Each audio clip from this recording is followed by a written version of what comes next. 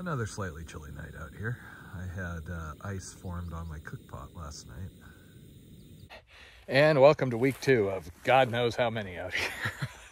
I did switch my socks, not my underwear though, but you know, you just turn those inside out and it's just as good as doing laundry.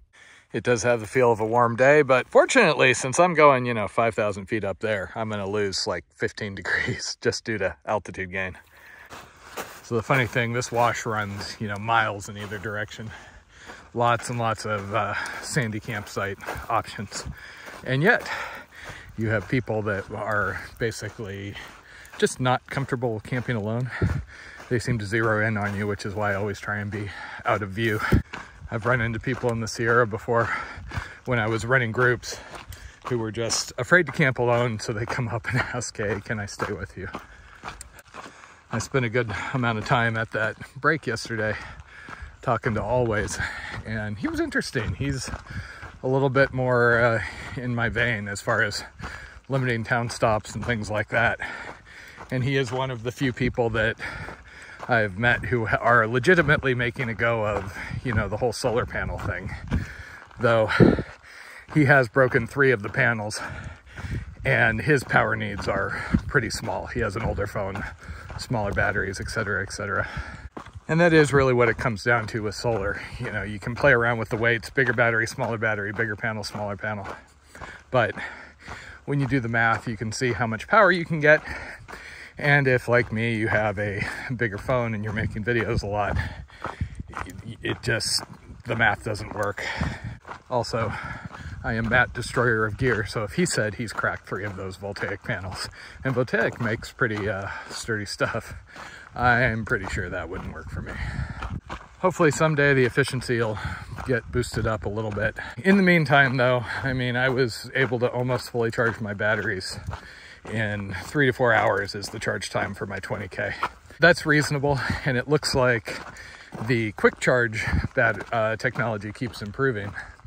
So somebody I know actually bought a new set of batteries, and they're a little heavier, but supposedly the charge time instead of 3 to 4 hours is 1 to 2 hours. Keep in mind, first time I did the JMT, fully charged battery was 7 to 8 hours. So trying to recharge at VVR was not pleasant. As far as today, I've got 18 miles-ish to get through the park and a little over 5,000 feet of gain, I think. So it's not going to be trivial. Though honestly, exertion doesn't worry me, or doing big climbs or things like that. It's just, I hate when I have an enforced, I need to do XYZ miles. Because it seems like that's when the universe likes to throw complications my way. That's when I'm going to start having like arch abrasions, or I'm starting to get a little bit of salt rub on my back where the pack touches. And it's sometimes hard to magically fix those on the move. The good news is it does look like there's water along the way. And then my goal at the end of the day is get out of the park. And if I absolutely need to, there is some indication that the rangers are sympathetic to the permit struggles with the number of people coming through. So if I just stay at Manning without a permit, probably not going to be hauled away in irons or fined, but I'd like to avoid doing that. I do try and follow the rules unless they're completely ridiculous.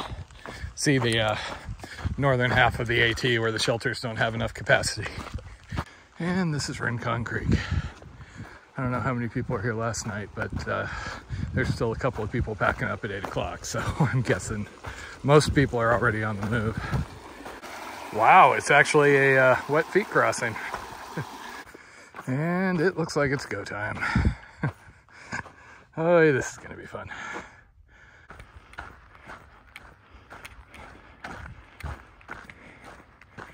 This is beautiful. I really hope the flowers are still going well when Jen gets to me. She would love this. Did my usual drink a liter, fill a liter thing back there.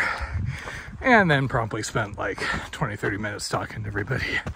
Looks like there was a good number of tents right at the park border.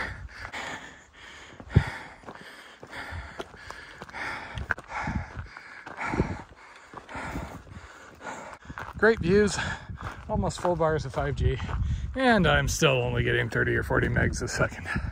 And my upload is, below 10. So if you can believe Peak Finder, that would be Mount Wrightsand with the snow on it there. So you see the saddle off to the left from the main peak. I think that's about where the trail crossed. It's like the AT or PCT, where you're getting to see where you've been and where you're going.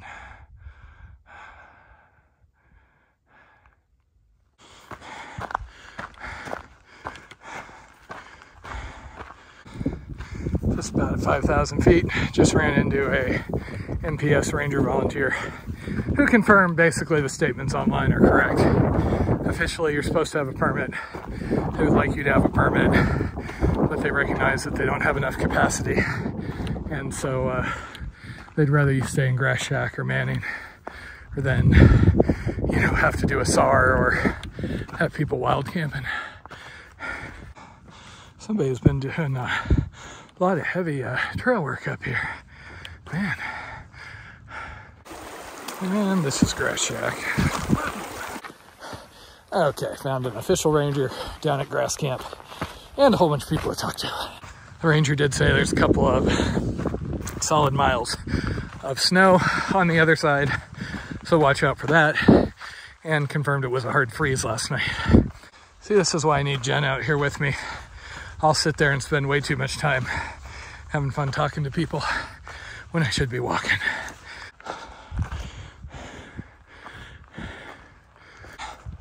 $7,200.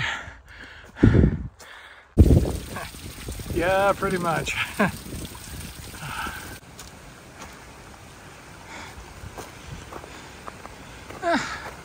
Snow is 7,650. I think I got another 1,000 feet, but supposedly most of the snow's on the other side. Yeah, starting to feel like I've got some altitude here. And I do believe this would be Manning Camp.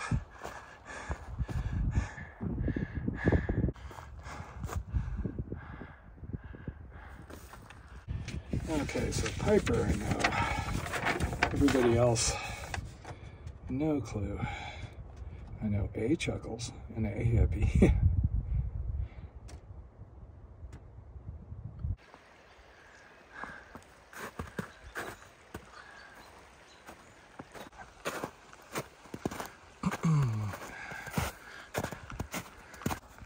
So what's better than gain? A little more gain. I decided to go tag Mica so I can get something on Peak Bagger.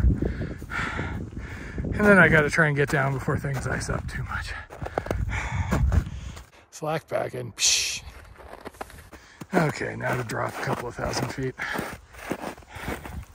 So there's this interesting bug that Far Out is working on, where periodically when you go off airplane mode, it seems to lose part of the maps.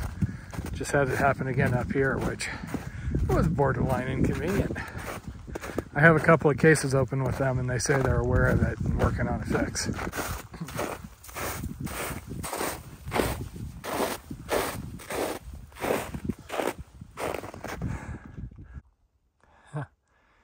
And that doesn't suck.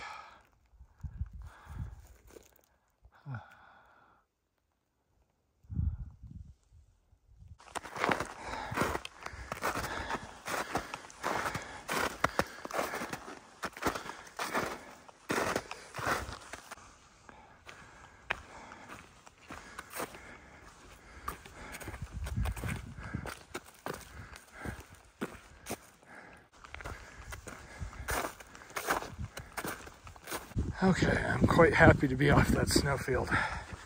I've got another mile and change to get out of the park. At that point I can camp, but at this point it is cold enough that I'm planning to try and descend as much as I reasonably can before, knees give out, etc. Damn it. I just saw Cody.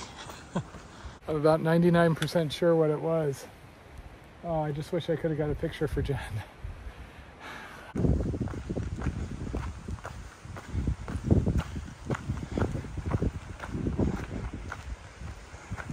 Okay, and that gets me out of the park And I didn't have to do anything stupid like, you know, start pre-dawn.